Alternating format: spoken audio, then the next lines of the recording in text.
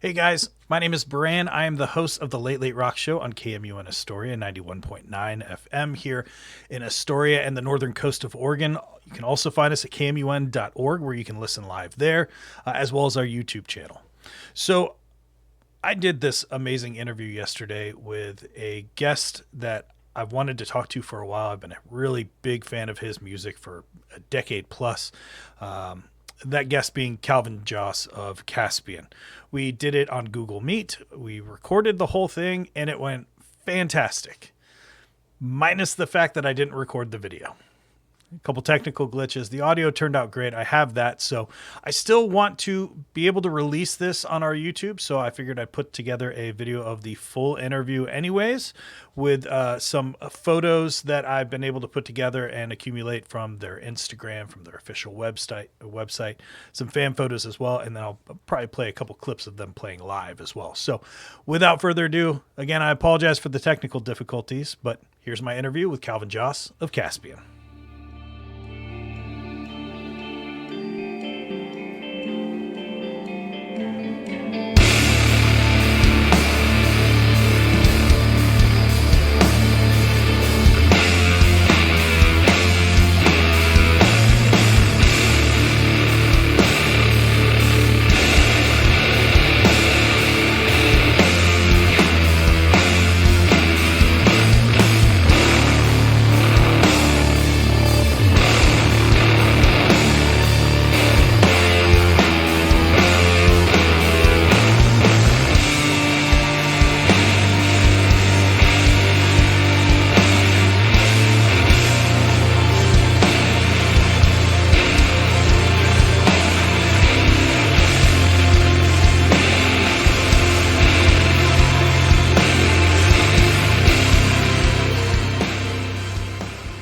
Ladies and gentlemen, good evening and welcome to this special edition of the Late Late Rock Show.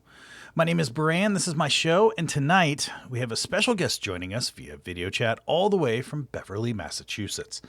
Aside from being a guitarist, songwriter, multi-instrumentalist, and all-around great guy, we have my friend Calvin Joss of the band Caspian. Did I get that right, by the way? Are you still in Beverly? No, Phil is really the only one in Beverly. I am in Ipswich, which is just north of Beverly, about 15 to 20 minutes. Johnny was living in Beverly and in Ipswich for a bit, and he just moved to Portland, Oregon about 5 years ago. Or sorry, Portland, Maine I about was five about to years ago. say, he's in my backyard. No. He's in Portland, Maine. Our drummer Justin is in Denver, and our bassist is in New York City. Do you guys all travel to Massachusetts to practice, or? We usually, kind of decide on a set list and stuff before a show and practice independently and then meet up usually for like a day or two beforehand, before a tour or anything like that, to practice and get in a room together. So Get the kinks you out, got to yeah. come prepared, but yeah. Yeah, our listeners here on the Rock Show are definitely no strangers to Caspian. I rock you guys quite often. In fact, our last show had an entire 30-minute or so set of nothing but post-rock bands, but I actually didn't play Caspian in that set since I wanted to end the show with Circles on Circles, as I announced that you'd be here on this episode. So, but we had, I think it was Shiloh, Hammock, Tides from Nebula, and I think it was We Lost the Sea that closed it out. But yeah, we jammed quite a bit of post-rock on the show. Well, thanks for the love out there. We appreciate it. No, not a problem at all, man. And the funny part is, I'm an East Coast guy that transplanted out here a little less than 2 years ago, and it's weird. Like when you live on different coasts, you realize like the music that I grew up listening to, that I worship, that I learned from, even the music that I was playing, like is not as popular out here. Like you don't hear some of the bands that I grew up listening to on, the East Coast kind of hardcore punk rock, indie rock, emo scene. And out here, it's just like, oh, yeah, I've never heard of Strike Anywhere. And I wanted to smack someone when they said that. And I was like, how do you not know of Strike Anywhere? It's like one of the greatest bands out of Virginia. Like, and no. I'm sure it probably goes both ways. I bet you there's a bunch of stuff out there that we haven't heard of. Since moving yeah. out here, I'm actually a big fan of this guy, Patrick, who lives in Astoria as well. I've met him once briefly at the Dark Arts Fest here in Astoria last year. But I listened to his radio show, and it's actually an internet radio show. And that dude has a knowledge base of indie rock that would blow your mind. And I have not heard a single bit of it until I ever hear it on his show. So it's a really good tool for me to kind of discover new music. And a lot of it is Portland based. A lot of it is, Oregon, West Coast, Pacific Northwest based. But even still, he'll have stuff from like Texas, Indiana, Midwest, even Northeast that I've never heard of. And I'm like, man, I'm either way behind the times or I'm just showing my Great guy to age. know. Yeah. Yeah, that's awesome. So I got to ask, this topic is kind of important for me because as a former touring musician, at one point I made the decision not to tour. And that decision just turned into, well, I'm just not going to be an active musician. You somehow were able to kind of make that transition into, hey, I'm still an active musician. I still help write and do all these things for this band and other bands, but you made a conscious decision not to tour. What was behind that? I had kids, so that was a big part of it. I actually bought a house the same year that I started Caspian, with two guys as a financial endeavor. So I went on tour a couple of times early, but we were not really making any money, and every tour was costing us money. So, and I was not really in the financial position to continue to go on tour. I Yeah. also got engaged right when like the Four Trees came out. Yeah. So yeah, it was a lot was going on in my actual life, and then I had kids, and I tried to get involved where I could, and hop out on short East Coast things, play a show here and there. Um, Occasionally, 2011, I got to go to Europe for the first time and did like a 10-day run through there. We even played in Russia, which is interesting. I don't think it's not a place you can go right now, but yeah, but I still got some cool opportunities. I missed a lot. I didn't get to go on a lot of the things. The first time they went to China, the first time they went to Australia. There are lots of tours. So I that was kind of a bummer. You have that FOMO, sitting at home and seeing your buddies like going on some amazing trips. But I don't regret any of the decisions I made. I think they're the So right things. are you the only member of Caspian that is in that situation as far as with children, or do other members have kids? Yes, for sure. No, I'm the only one with kids. Aaron, who was in the band until 2021, has a child now too, and part of his decision to leave the band was to spend more time being a dad. So, which Yeah, I totally respect. absolutely. For me, like growing up, my entire life, my main focus in all things was the music I was making, being able to tour, trying to be creative in that aspect. And I got real burned out at one point. The last band I was in, and I did a lot of studio stuff and a lot of like kind of touring duties, like kind of filling for a couple bands. The last band I was in, it was my project, and we wrote and we practiced, and it was my drummer and I at first, and then became our drummer and our singer, and then we built out from there. But we wrote and practiced for a year and a half before we played our first show. Like I was Nice. very critical over if we're going to hit a stage, if we're going to present this music, if we're going to release any of it, it's got to be dialed in. And if you can't do it live, don't do it at all. Yeah. So we were very regimented and strict about that. And then we started playing live, and we were an active band for about 3 years. And I realized, like, I had the luxury of time. You have your entire life to make your first record. Your second record's Right. due out in 2 years. I know it's Yeah, an old exactly. cliche, but it's very true. And up until that point, I was the primary songwriter as far as the music goes. And then Thomas and more so our drummer Will were really integral in shaping everything. He was an orchestrator. Hey, you got this riff, you've got this riff, X, Y, and Z. And at some point, I feel like it just became harder to write music, and then I just got burned out and left. I never had the dilemma of kids making that decision for me, but I can imagine Yeah. it's an even harder struggle. So Yeah. I gotta commend you on that. So Well, thank you. It's been interesting. I think after we made Waking Season, after we finished recording that record, I kind of like they all left on tour, and I kind of hit the couch and was like, "Bye, have a great time," and they came back, and everything was happening, and I was, pretty not playing a ton, not, maybe playing at home a little bit here and there, but not really even practicing or doing that much. Um, and the circumstances changed. When we came back, when we finished recording um, Dust and Disquiet, I was like, I can't be inactive. I need to continue to like play and do stuff and keep myself, exercise the creative muscle as much as I can. So Yeah. So you moved to more of a studio presence, less of a live presence, unless it was a local type situation. What was your role kind of in the studio versus live? I know up until a couple years ago there were four damn guitars in the band. yeah, You know, could be. between Yeah. you, Phil, Johnny, and Aaron. What is your kind of role in the studio then versus now, as opposed to live? Well, live I was doing a lot of the things that I was doing in the studio when there were four of us. Now that Yeah. Aaron's not in the band, I'm mostly playing guitar all the time. Right. But then I had, different, I have a whole bunch of like keys and stuff behind me here. So doing like a lot of random things, auxiliary percussion on things, keys, guitars on some songs. It really depends what songs you're playing. Some songs we wrote specifically for four guitars, so Right. everyone's got something to do, Mhm.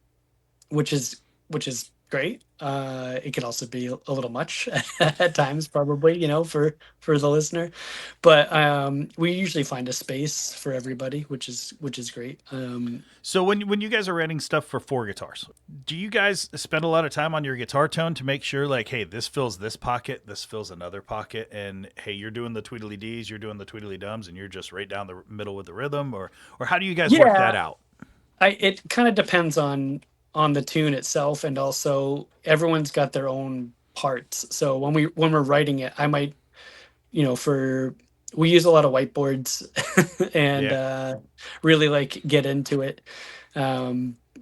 But it depends kind of who brought the song or the initial structure, and then everyone kind of adds their own thoughts or ideas into it, Yeah. and it might change drastically, but it really depends on where it started. So like Division Blues, for instance, was like one of my tunes, so I'm playing like like kind of a rhythm picking guitar through the whole thing, um, and then everyone else has different layered melodies, like counter melodies going on at the same time. So Okay. it, it all works out. They each have space and are doing different things, but they all work together eventually. So Well, so kind of leads to my next question. When you guys are in the studio and say, I know there was even currently, it sounds like you focus on a little bit more of the multi instrumentation of things as opposed to just the guitar. Obviously, live is a different story.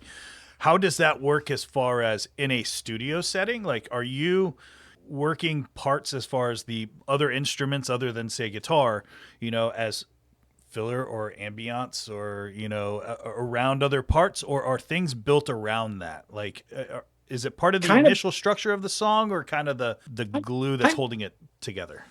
kind of both. It depends. Like when we were writing, I was, I would say like, hey, I can envision this part on, the Rhodes, or add, synthesizers here, that type of thing. But um, the only real record that we did where I was fully like the auxiliary guy was on Circles. Mm-hmm. Before that, I mean, I did a bunch of other parts too for um, Dust and Disquiet, but I felt like I played a lot more guitar on Dust and Disquiet than Mm-hmm. on Circles. I played guitar on, I don't know, three or four songs probably, and then I play a bunch of other random things um, on Circles. So there's like one track where I play mandolin like the whole track, Yeah. and there's um, there's roads here and there. There's one song that we wrote specifically for like all keys, where everyone's playing keyboards, Mm-hmm. because I've always loved that kind of aesthetic and people. Multi-layered kind of, Yeah, yeah, exactly. absolutely. Like I always envision that like Sigur Rós, if you ever seen them when Oh they yeah. all like gather around in the middle and are playing like I'm like that's so sick. Yeah. It's awesome. Um, so I mean we never got to that, but that was kind of the idea with that song. Like, hey, maybe if we play that song, we can all like change instruments and do stuff. But you know, You know, so one of the best pieces of art that I've seen in the last couple years that wasn't music was your guys' documentary on recording on Circles. I think it was like 45 or 47 minutes. yeah, And, you know, as a by the great former Brian Madball. yeah, as a former musician and former touring musician and studio musician, it captured it so well. Like what that dynamic is like in that kind of setting. And even more so, I mean, Caspian is known for its music, but you guys make it a very strong point, like your live shows and then outside of your live shows, how you guys present yourself as a band, as far as visuals, as far as media, as far as an aesthetic, is something it seems like you guys put a lot of time, energy, and thought into.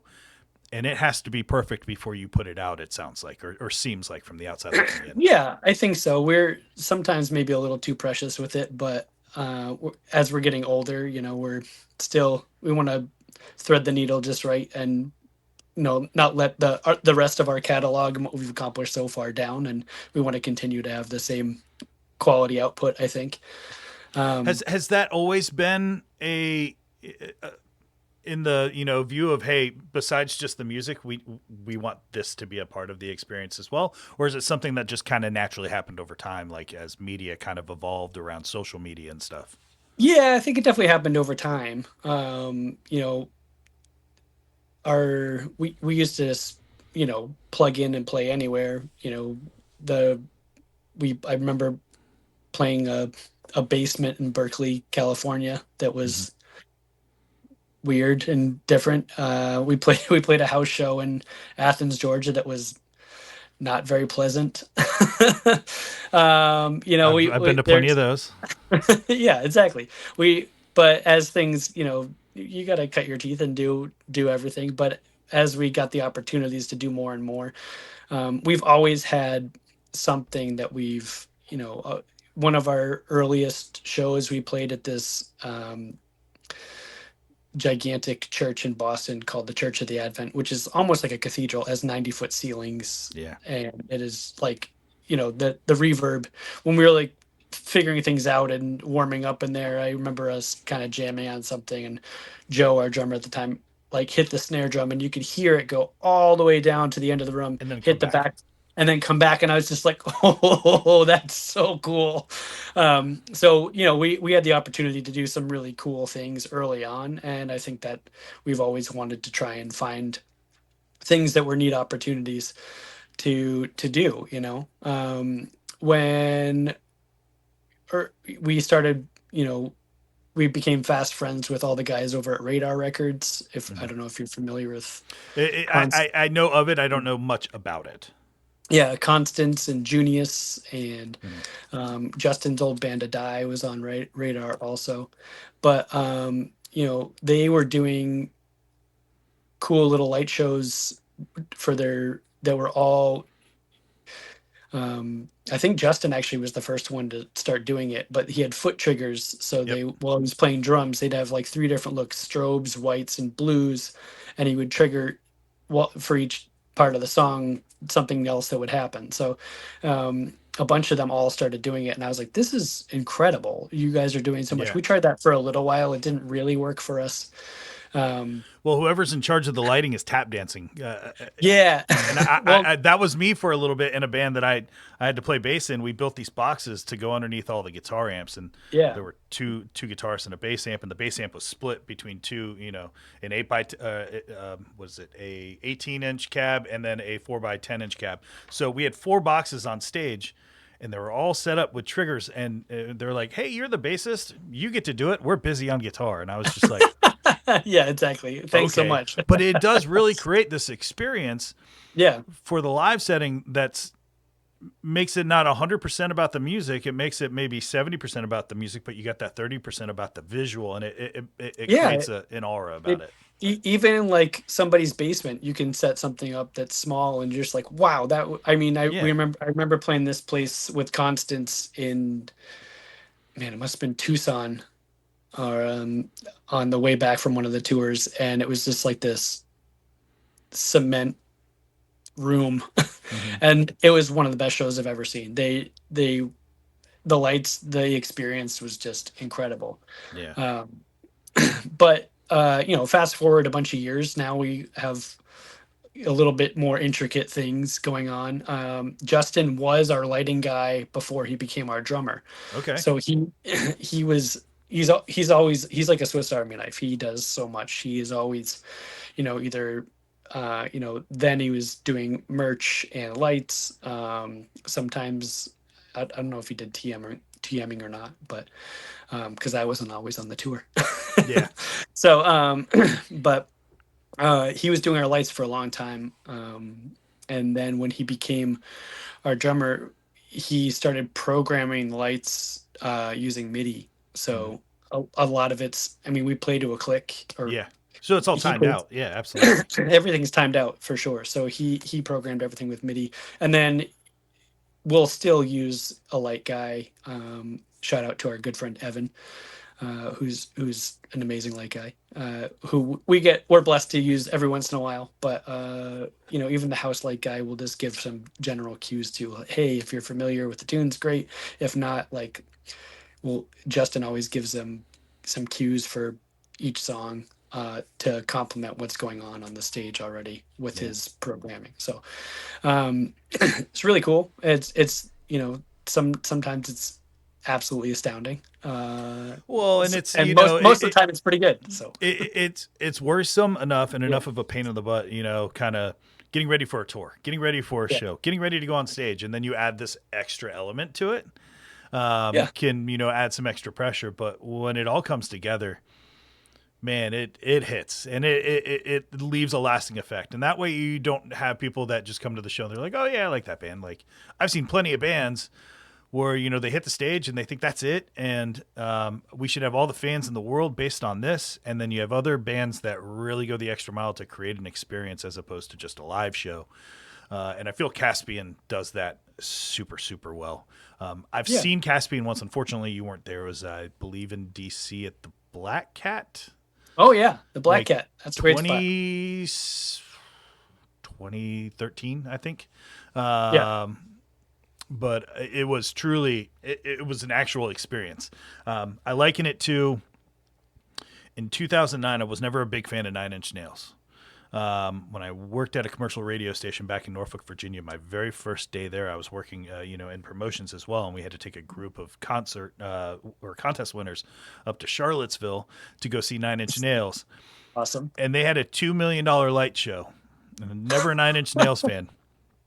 I walked away from that just being blown away. Absolutely Yeah. blown away. It was an experience. I had a hard time sleeping on the bus back to Norfolk at that point. But Yeah, you're it's all charged something, up. 16 Yeah. years later, I still talk about that experience. Yeah. I did not go see them on their most recent tour, and I'm kind of regretting it because it looks Oh, insane. absolutely. Yeah. Yeah. Have you ever heard of the band? Kind of a long shot. They're called Billy Music. They were from like Mhm. 98 to like 2002. It was the first band I ever saw. They're from, I think, Sioux Falls, South Dakota. Um, if you get a chance, their album Midwest Index is on Spotify and iTunes, wherever you get your music from. Awesome recording, great vocalist, but their live show, they were the first band I ever saw that kind of did that lighting situation for themselves, where their bass player Yeah. at the time, he was literally tap dancing and doing all this, and that it was the first time I'd ever seen that. I was just like, this is the coolest experience I've ever seen. And that was in a place called Kogan's, which held maybe about 80 people safely, but routinely had about 160 people in there. But it was awesome.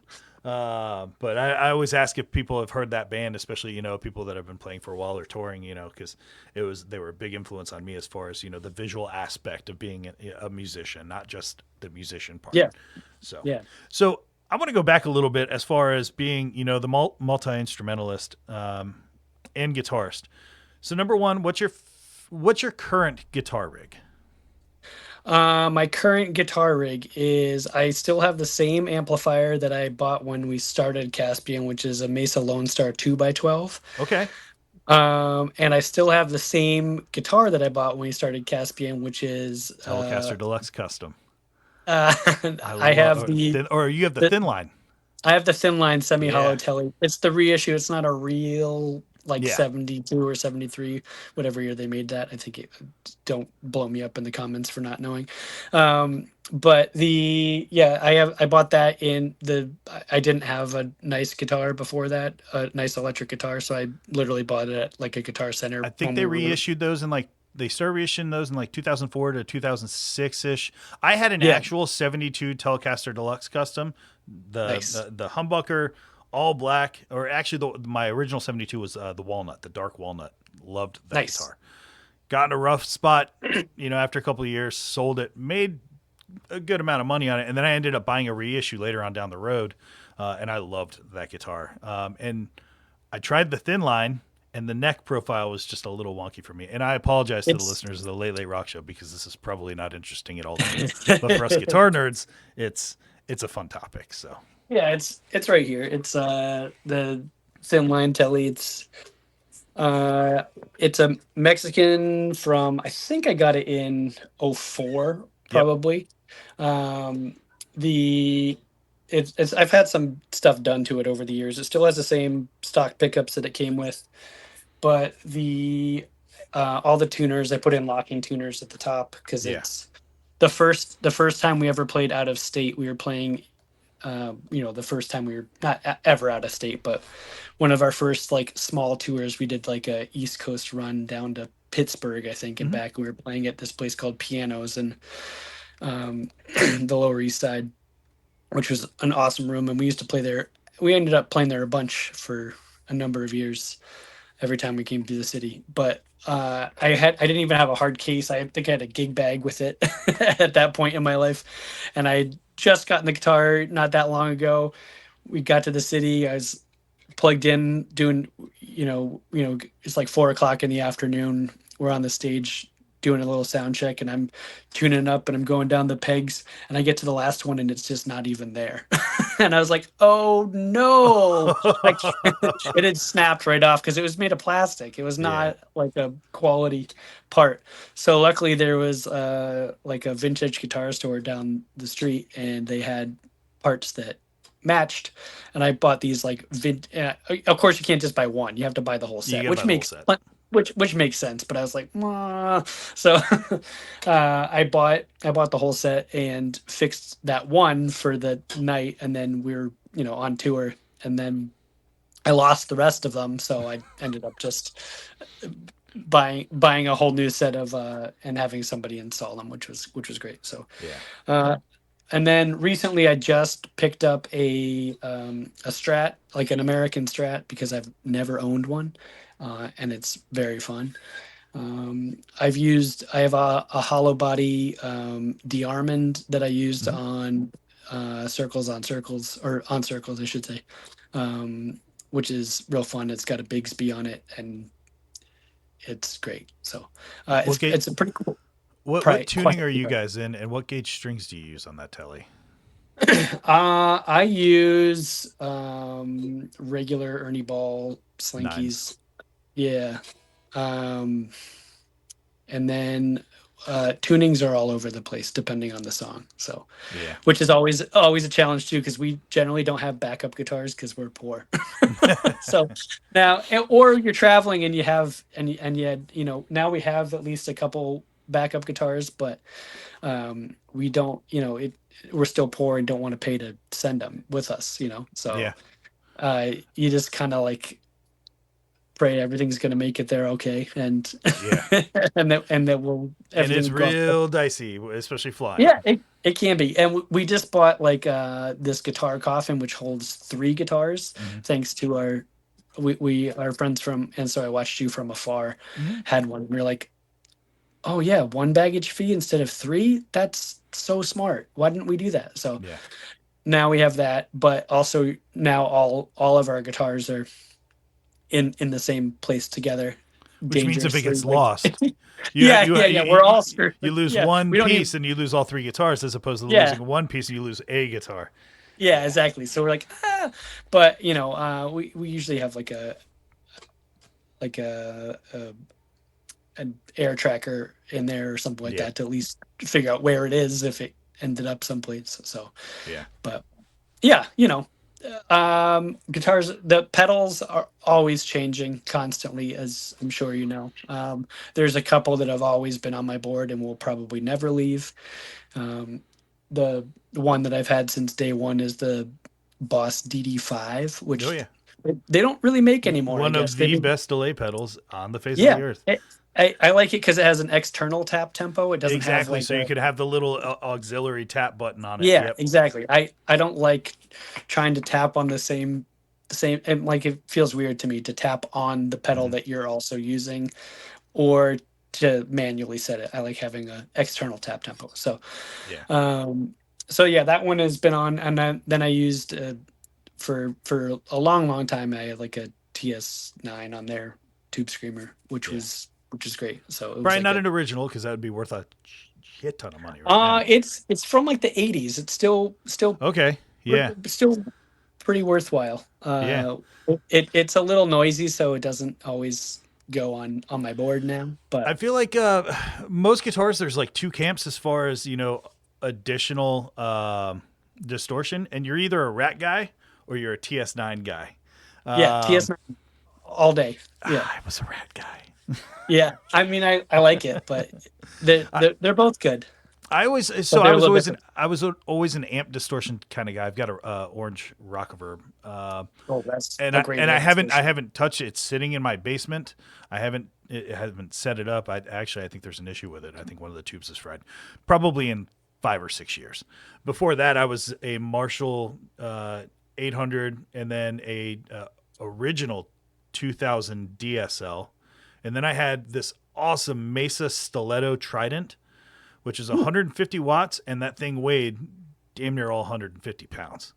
But it was the closest thing. Yeah. Like, it was awesome. That thing had some killer tone to it, but it just got so heavy, and then that's when I downgraded. I'm 42 years old, and I've been in motorcycle accidents, and my back sucks. So trying to carry a say 70-pound head, Yeah. as opposed to a 60-pound combo amp was no brainer for me. And it was easier to put in a Exactly. road case and, travel with. So Yeah, I mean, I bring the Mesa when we go on, North American tours or something like that. But when we're abroad, we rent everything. And then yeah, if I'm just here, like I'm in a couple other bands around locally where I live. And if I'm bringing a guitar amp, I have like a Blues Junior that's tiny, just because I got tired of all my gears on the third floor of my house. So yeah. hauling a Rhodes down 2 flights of stairs or hauling the Mesa Boogie down 2 flights of stairs is just. I haven't been in motorcycle accidents, but I try not to wreck my back. So, Well, and I'm in the same not predicament. So my office where I'm at right now, I call it the crow's nest because I'm on the 3rd floor. Yeah. So that's why my amp is in the basement. It's not working. Why bring it up? I've got a Spark Positive Grid amp sitting right here. It's this big, and that thing is awesome if I want to just get a wild hair and record guitar or anything like that. And I mean, there's so many options now. Like the Milkman. Oh yeah. Is incredible. I think Phil just got one of those Strymon amp modelers too, which is like the size of a pedal, and they all sound incredible.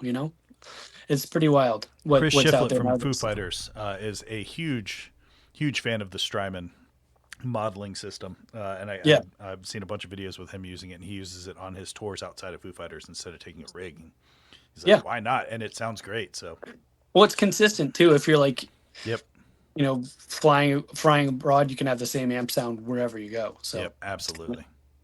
So, it kind of makes a lot of sense. Let me ask you a non-guitar question, if you Sure. don't mind me getting back on track, because that took us on a wild tangent. Sorry about that. What is your being a multi-instrumentalist? What is your favorite instrument other than the guitar? To play? Well, to play, to record, to write with, pretty much anything. And Yeah. you can have a different answer for each of those. Sure. I'm obsessed with the mandolin right now. Yeah. I play in like we kind of call it the dad band, but like a Americana string band. Bottles and cans. And bottles and Yeah. cans. Yes. Yeah. Yeah. Yeah. It's 7 different guys. And it's a blast. It's actually so fun. But I play tons of mandolin in that, and it's like the first instrument that it changed probably how I play guitar a little bit, in that you feel like you have to attack it sometimes, which is not always how I play guitar. But I also play a little dobro and pedal steel. Pedal steel is fun to play, but it's also can hurt your brain because there's a lot going on. It's like it's like doing math. Yeah, I didn't sign up as a musician to do math, which is funny because that's all music is. But yeah, exactly. There's a lot of math in music for sure, but it's the guys that are nasty at pedal steel look like they're barely moving, but they're doing so much, which is crazy. So, and there's a couple other guys in town, my tenant being one of them, and one of the other guys in Bottles and Cans, who are both great at better at pedal steel than me. So I don't play it a ton, but that's also fun to play. It can be pretty lovely, but it's more of an accompaniment instrument, I feel like, and it's hard to practice without somebody else. I feel like with some of those, like you said, accompaniment instruments, like if you can make your way around it and you know just enough to be dangerous, that's kind of where the sweet spot is. That's where it's enough to be fun, but it's not tedious. And people, My problem is I learned how to do that, and then I never really learned anything else. So I kind of was like, oh, I know how to not sound bad on it, but and to get away with a bunch of things, but I don't practice it enough to be good at it, I would say. So but yeah, mandolin for me is probably maybe not for writing. Guitar and Rhodes. I don't have a piano, unfortunately. I would love to have an acoustic piano, but it's hard to get it to the 3rd floor. Yeah. And I'm running out of space because I don't want to give up any of the things that I have. Right. And I like being married. My wife doesn't really want me to get more and more gigantic instruments to fill up our house. So, but someday maybe, who knows? Well, kids will move out. 2 kids? 2 kids, yeah. Have they picked up on any of the musical talent or? Yeah, my daughter plays violin. She's been playing since probably 1st grade now. And she's a freshman in high school, so somewhere around 8 years. She's pretty good. She's got better sight reading skills than I do at this point. I kind of pushed her in the direction of violin because it's something I don't know how to play. And, sorry, excuse me. When you're playing music with somebody, there's oftentimes you can learn something about music or even about a person from playing music with somebody else. Absolutely. So I was like, let's if you figure out violin, maybe we can like play together at some point, and I'll learn something new and it'll be awesome. So we don't really play together all that much. I've accompanied her at some of her recitals and stuff, but there's still hope that it'll happen at some point. She's very good. She could probably stand to practice a little bit more, and if she hears this, she's not going to love to hear that. But but she's good. She's been in a chamber orchestra as well as the regular orchestra in town, and we have a pretty amazing music program in this town, which is awesome. So, did you grow up in that area? I did. I was born and raised in Ipswich, Massachusetts. So, how was it growing up outside of the Boston or in the Boston music scene? You've got bands like Cave-In, you've got bands. I mean, Converge is right outside your door. Yeah, Kurt lives the next town over, and then the studio's in Salem. Obviously, I'm sure you know that. But it's great. The Boston music scene, when we were coming up, there were.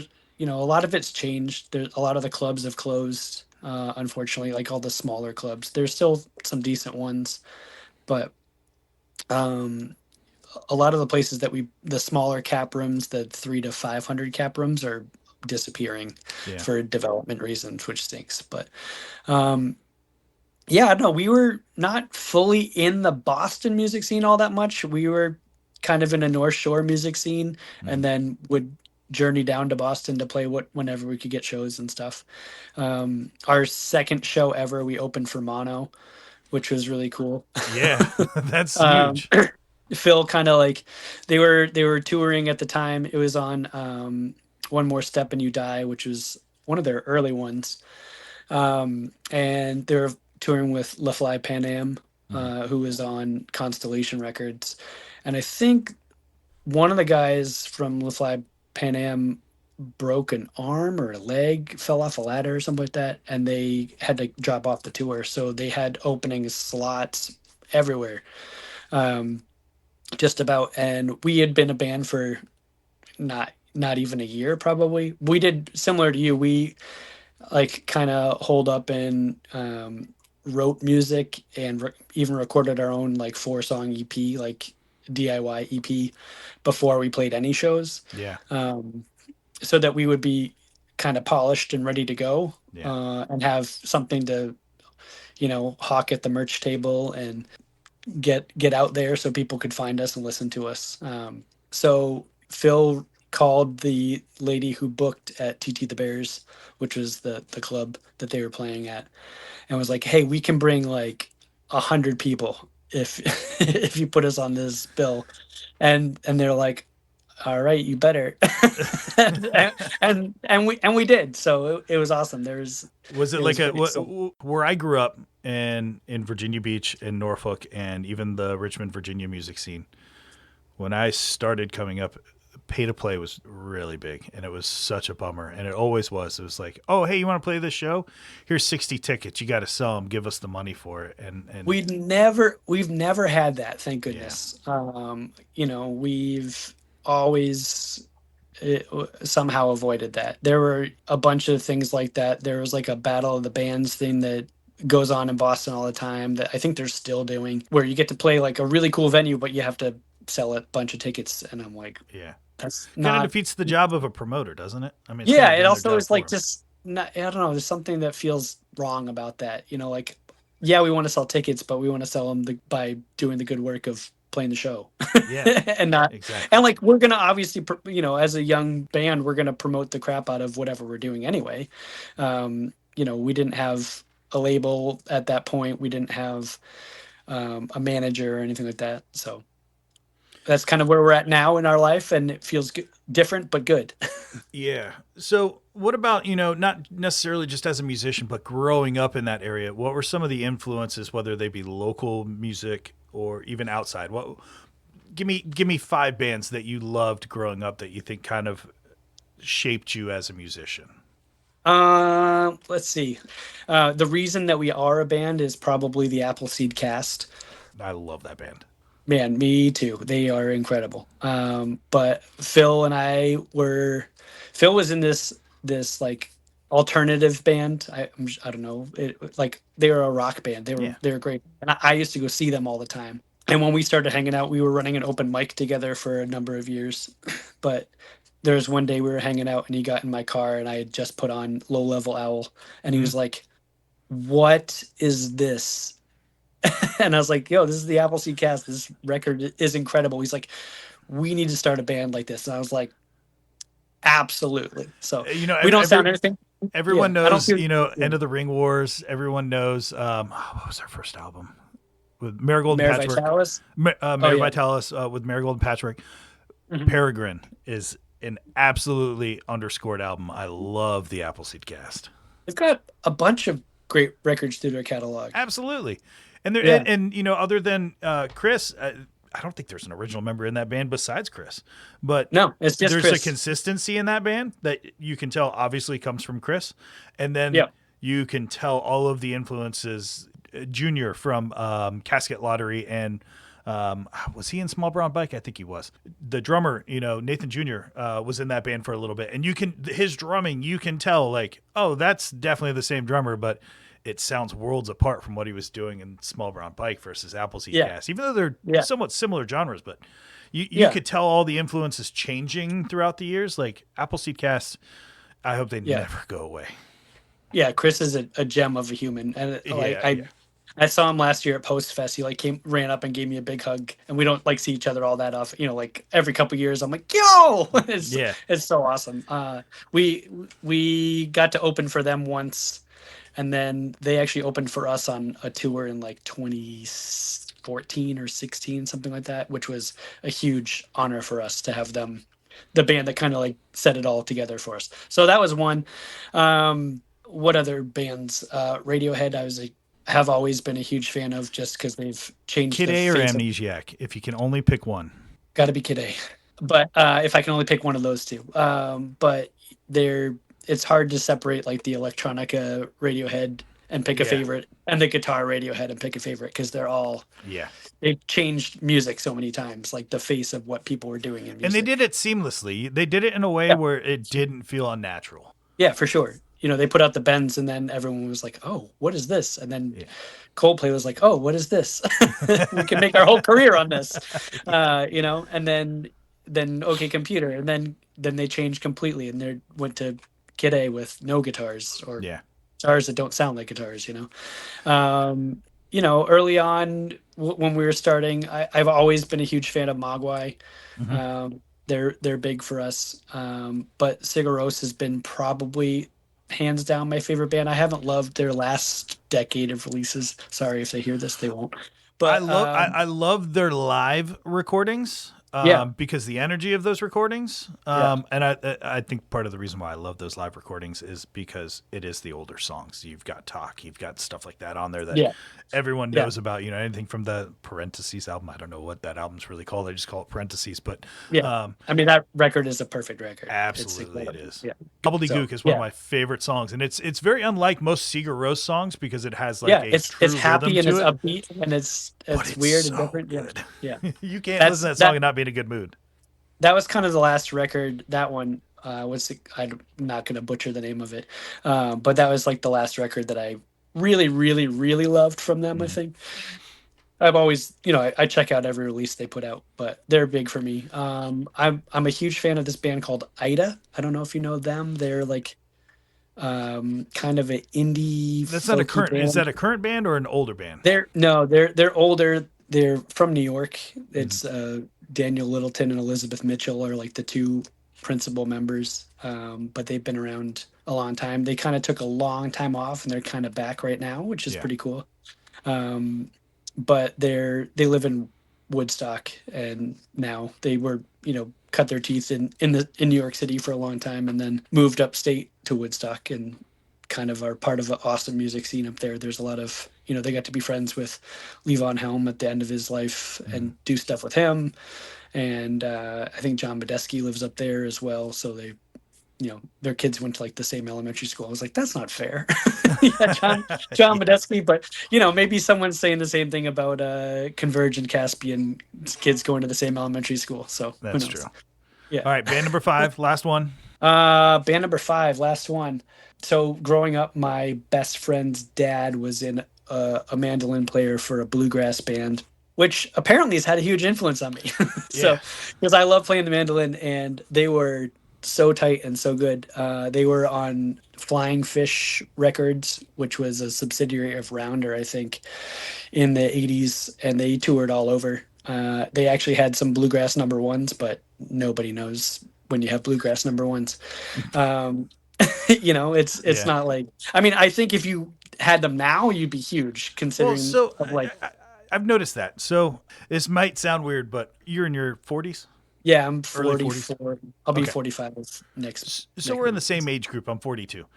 Yeah, Us aging punk rockers, us aging indie, whatever rockers, I feel like yeah, there's always a subtle transition into like Jason Isbell and the Drive By Truckers is one of my favorite. And I can't really play them on my show very much because I feel like I yeah, pigeonholed myself kind of being indie rock B-sides and stuff. But like yeah. Americana, I started getting into like Graham Parsons and, Yep. That was the stuff from the gateway for me. 70s, 80s. And I feel like there's always a natural kind of transition because anybody who kind of grew up in the music scene that I have met in the last, 15, 20 years, they always kind of transition into kind of a softer, whether it's bluegrass, whether it's, Americana, whether it's just strictly singer-songwriter, there's always somewhat of a natural transition where some people will hear that and be like, don't mix my peanut butter with your chocolate. Like, those things should not exist together, and they do, Sure. and they exist really Yeah, well. for They sure. complement each other. Yeah. And most anyone in the bluegrass world can play circles around me any day of the week. Oh yeah, They're musicianship is nuts. yeah, it's insane.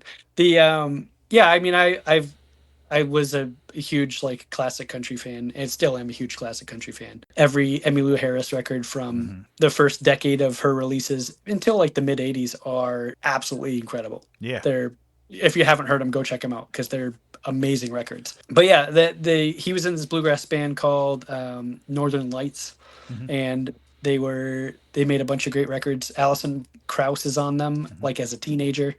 Alison Brown, who now runs a record label. I think she runs Compass, if that's the record label I'm thinking of. Oh no, she runs Rounder Records.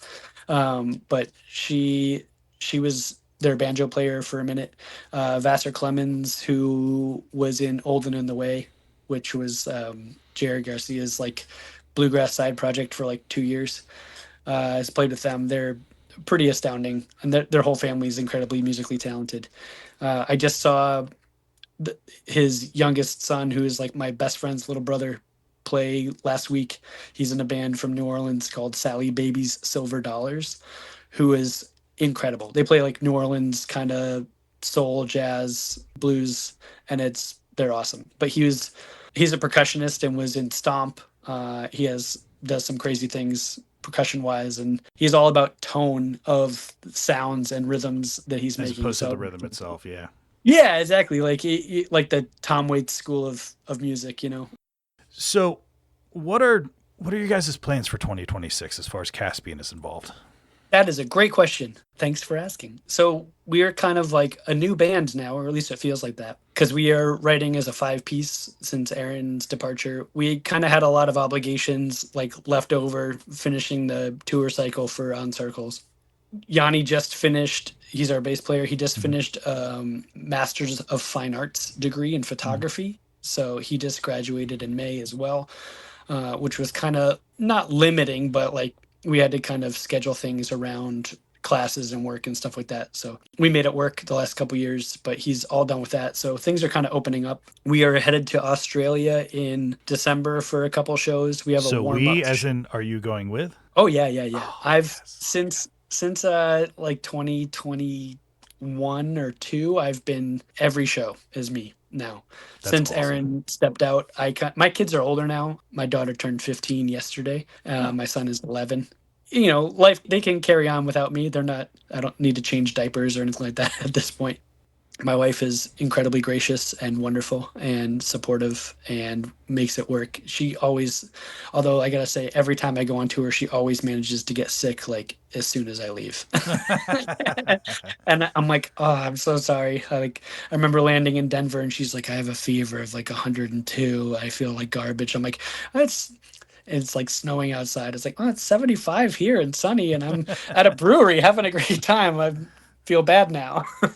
But yeah, so we have a warm-up show at what was TT the Bear's place, which was kind of our old stomping grounds in Cambridge. It's now owned by the Middle East, and it's called Sonia. And I haven't been in the room since it's changed ownership, but it's the same size room. It's like a 310 cap room. We wanted to play something small, and we're hoping to play some new tunes at that show, at least one new tune, and then play it also when we're in Australia. We've been writing we've had 2 writing sessions in the last 2 years, I think, kind of reworking some of the tunes in the most recent session that we worked on in the previous one, but also we have a couple new ones since then too. So the goal is to have new music out. Cross your fingers next year. We're a little ways away from that, but we have demos that we're working on and stuff, which is exciting, and we're all pretty pumped about them, I think. So Do you guys have a producer or studio lined up yet? not yet. We're talking about God City, if we can get in there at some point, because we've always wanted to work with Kurt. I think Phil has a lot of regrets about not doing Tersha at God City. I think it would have been a vastly different sounding record if we'd done that. But we don't have anything locked down yet. We have a great space down the street from them where we've been practicing and writing when everyone's been here. So kind of recording our demos and stuff. But So let me ask you a question. You yeah, guys have a track record of recording with some amazing producers. Kurt Ballou. would be great. It's Kurt Ballou. Like, are you kidding me? It's Yeah, I Kurt know. Converge. What would and I've never met Kurt, so total disclaimer there. But I'm a huge fan of not just the Converge albums, but the other albums that he's produced or mixed or mastered or engineered. Yeah. What is your guys' studio process like? You see the process with you guys with Will Yip. That Yeah. seems like a totally different beast than what maybe you guys were used to. It Sure sounded was. like, according to that documentary, you guys are everything is planned very meticulously pre-prod. You go into the studio and you lay it down. And Yep. the process with Will Yip is a little bit more. He becomes a member of the band, somewhat and helps. Yeah, that's kind of his process. Yeah. So We still did the same process that we always did, and we sent him all the demos of the things that we had worked out. And then he came in and was like, what if you do this? Or what if you do this? Or what if we chop this up and make it shorter and a little more concise, or this type of thing? So, yeah. which was an awesome experience. And I think it helped us think a little more critically sometimes about it. I mean, we're pretty critical thinkers. The end of Arcs of Command took us 3 weeks to a month to write the last like 40 seconds of that song. Like, no joke. Like, we were like, yeah, we got it. And we come back the next practice and someone would be like, I don't think we got it yet. We got to tear it apart. And we're like, no, that's we're the problem with kind of living on. with it for a while. And I feel like the first couple of recordings I ever did were to tape, and you couldn't really screw up much, and you had to, once it was done, it was done. Yeah. Now in the most modern age, with Pro Tools, obviously, and Pro Tools has been around for 30 years now, but still, like, it's even easier for people to access the ability to record their music and get their ideas out. Sure. I have a hard time, and I always did as a musician, writing something and it being final. You know, and now you see bands have, there's a recorded version of a song, and then there's the live version of the song, and sometimes after a while, it's like, is that the same song? I kind of hear the song, but it's a totally different feel now. So do you guys take that into consideration when you guys are writing and then recording? Is everything pre-produced to a point where, like, we can live with this? Let's track it. I think for the most part, like, we get to kind of the, speak now or forever hold your peace moment on a song where you're like, hey, this is going to be it. Once we lay it down, that's what it is. And like, we'll mess around with little changes here and there, For instance, like, for me, I'm learning, even though so the progression of, like, the evolution of our band, right? It was just me, our previous bass player Chris, Phil, and our previous bass player Joe. And then when I stopped touring, Aaron joined the band. So I taught him all my guitar parts so that they could continue to tour without me. And then when they came back from that first tour, they're like, hey, he's in the band now. And I was like, okay, can I still be in the band? And they're like, yeah. Sure. So then we started writing music as a 5-piece. And then we got to that point where we're like, oh, well, now we need somebody else to step in because I'm still not going on tour. And that's when we, like, scouted and recruited Johnny, who's also from the DC area. I don't know if you knew that. With you not touring for an extensive amount of time, how were your parts handled? And I knew for a certain extent, I didn't know if it was Johnny or if it was Aaron that kind of, like, took over your It was parts. Aaron first and then both. Johnny. So and then we started writing music as a 6-piece. And then they started just, like, taking the weird things I did and putting them in samples. Okay, basically. so that was my main question as far as your auxiliary instruments that you would record and that were part of the live show. How were those handled? Those were basically sometimes. I mean, Phil does a lot of making of crazy pre-recorded things too. So we're trying to get a little bit more with our newest stuff back to having less samples and being more of, like, what does it sound like for us to be 3 guitars, bass and drums looping or whatever is cool, but, like, can we do it without, kind of like, which is how we started as a band. So it feels a little bit more organic, being able to everything that you're hearing is being created on the stage now as opposed to some samples. So like that. What I was to say is, like, as I've come back to playing guitar again and we've written all these songs I'm learning a lot of Aaron's parts because Johnny is playing my parts. So I've come back around and I'm learning musical Aaron's. chairs. Yeah, exactly. Pretty much. So I'm learning a lot of Aaron's guitar parts to songs that I already know, but maybe didn't play guitar on or played something different on. And Johnny's playing the part that I was playing. But I'm, in those live settings, I'm like, oh, Aaron and I are vastly different guitar players. He's an incredible guitar player, but we play guitar very differently. Yeah. So the way I approach it, I'm like, I think I'm doing it justice, but I'm also putting my own like thumbprint on it a little bit, and doing things a little differently. So yeah, it was fun. And it kind of develops too. Like we did this tour with And So I Watched You From Afar to celebrate our 20 years last summer. And as the tour progressed, I was like, hey, I'm like really enjoying, I'm like doing this weird loop thing on this one song that wasn't there before, but I really enjoying doing it. So I'm going to keep doing it. And they're like, sounds good to us. Keep doing it. So, little things like, hey, we're going to put a pause in this song, little tweak, but generally when they're written, they're written and we don't go back to them. So I like to think of it, it's the same bones, just a different outfit. Yeah, for sure. They're also like, there's something kind of like nice about, they're kind of like it's a moment in time recorded, basically. Yeah, exactly. So like Four Trees, if we went to record it now, we could make the same record, but it wouldn't sound the same, I don't think. So there's so much of it. I would imagine between now and then, obviously the record you're going to make in 2005, 2006 versus the record you're going to make 2026, you're different people. Yeah, we're different people. And not just different people in a band, but you are different people. Who you are 20 years ago is probably not who you are as a person now. You're going to have different thought processes as far as, well, this is cool versus that was cool. A little more together.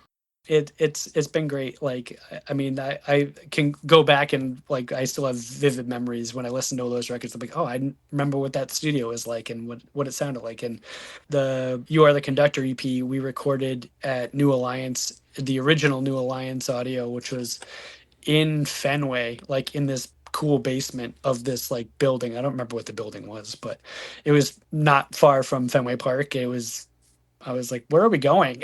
We load in through this like freight elevator and go down. And then it was like wasn't a big place, but it had a really cool vibe. And it was like our first real studio. We'd all done little things here and there, but it was like our first real studio experience, being like, oh, cool. Are your senses, I can think back to my first studio experience ever, and this might sound really weird, and I don't have synesthesia at all, but I can smell it. I can. I have a memory of what certain places smell like. As weird as that sounds. Yeah, I know what you mean. For some reason, that's always a stronger memory to me sometimes than what I heard or what I saw. Yeah, it can be like that. Like I remember they had a pool table in one room and it wasn't really even big enough for to play pool in. I feel like you're hitting every wall with a stick. Yeah.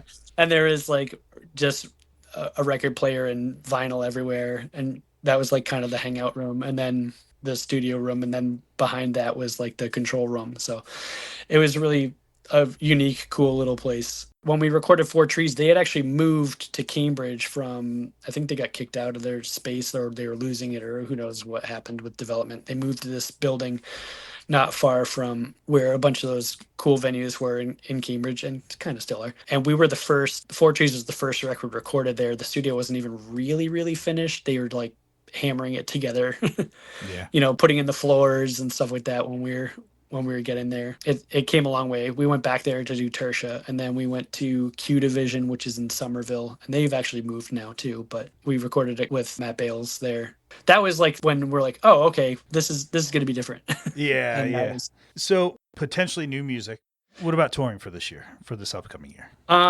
So we did the whole States last year. I think hopefully our plan is that we did it within So I Watched You From Afar. We're hoping to do like a home and home type of situation. So maybe get over there with them next year to Europe at some point.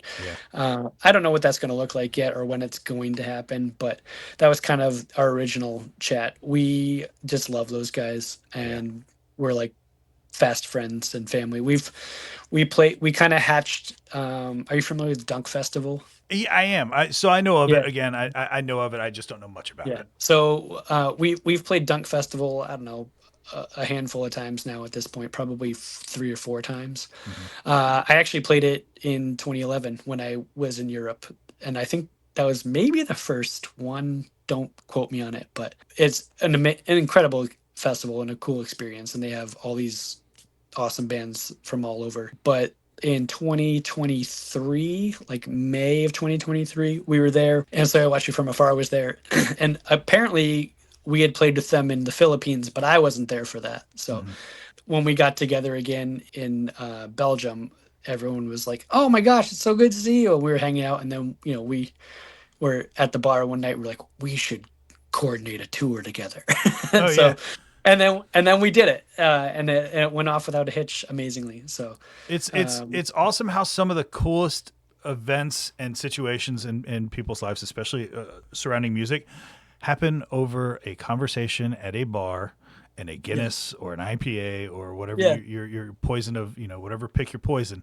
But some of the coolest events can happen like, hey, you know what? We should do a split EP. Like, that's a great idea. And then it yeah, happens. It's like, how the hell did, like, that's such a cool marriage of, ideas and events. Like, it's amazing how often that happens. yeah. So for us, we're hoping to have music out this year. Hmm. I don't know what it'll be, but we're at least gonna get some songs out there. I don't know what format, how long, whatever. It could be a couple of tunes, it could be an EP, it could be a full length. We haven't really decided. We're still writing more stuff, Yeah.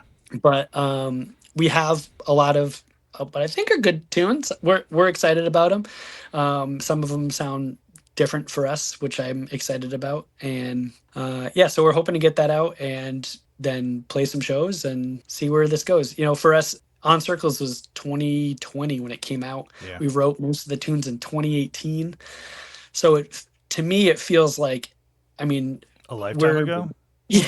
yeah, for sure.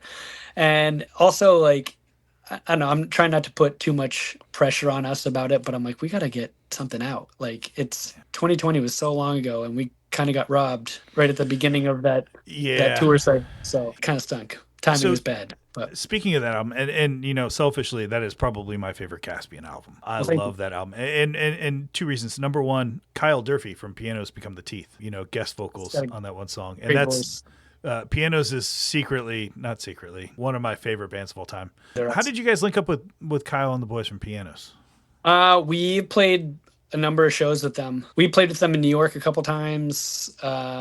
We just got to be friendly. I think we liked what they did and they liked what we did. Mhm. And we've kept in touch. I don't remember what label they're on. I don't think they were on Triple Crown Records, but I think they're friendly with a lot of people over there. So, Let's but see. they're friends. We've toured with them a couple of times and played a bunch of shows with them. So I know they're from Baltimore because the studio that they would record everything prior to Keep You was in the same building as the studio we would use with Paul Levitt. It's a row house downtown Baltimore. It's 3 blocks from the harbor. It's above a freaking dentist office, so you can only record after hours and on the weekends. Yeah, yeah, yeah. When no one's Um, getting their teeth drilled. and the second floor of this house was where Paul Levitt and then Brian McTurnan would record. And then you keep going up the stairs, and it's where I forget the name of the guy, the engineer, but that's where they were They were recording the same time we were recording an EP up there. So, and I was already kind of a huge fan of them, and was like super nervous, like don't talk to them, don't talk to them.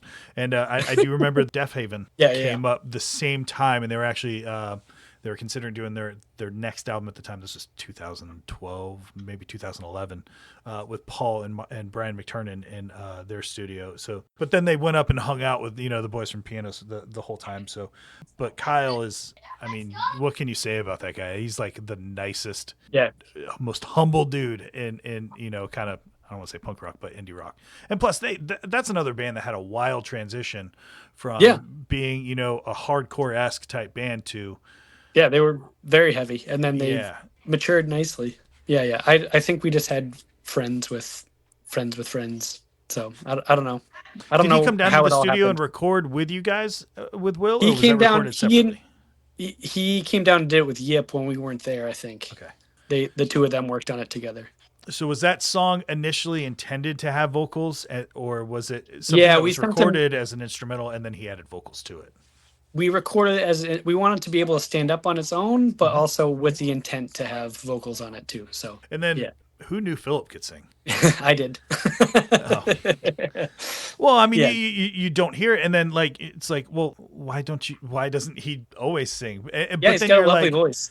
and then at the same time, you're kind of like, well, Caspian is Caspian for a reason, and it's great to have it in your back pocket and be able to pull it out every once in a while. But man, On Circles is one of my top 5 favorite songs. So. Beautiful song.